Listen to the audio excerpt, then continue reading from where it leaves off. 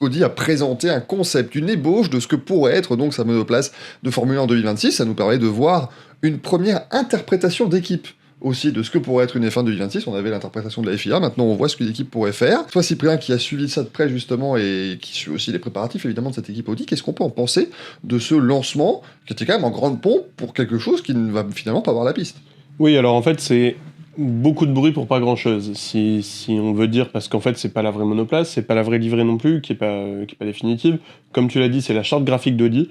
Ce sera évidemment modifié, il y aura des sponsors qui vont être ajoutés, on pense à Revolut, qui a été annoncé comme sponsor titre.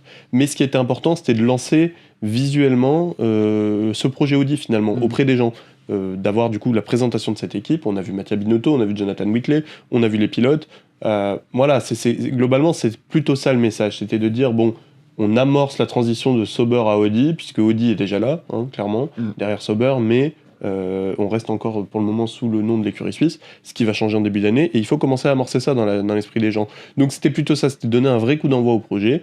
On a appris finalement peu de choses, mais on a appris quand même quelques petites choses intéressantes, notamment que le moteur Audi est prêt, qu'il est déjà prêt à être envoyé à Hinwil où il sera assemblé, du coup, sur le reste de la monoplace, puisque pour rappel, Audi est très bien organisé et a donc 3 structures. Donc on a Hinwil en Suisse, qui est l'usine Sauber, on a Neubourg en Allemagne, qui est l'usine moteur, l'usine Audi, et puis on a un bureau technologique qui a été ouvert à Bicester en Angleterre, donc dans la Motorsport Valley, là où toutes les autres équipes, à part Ferrari, sont basées.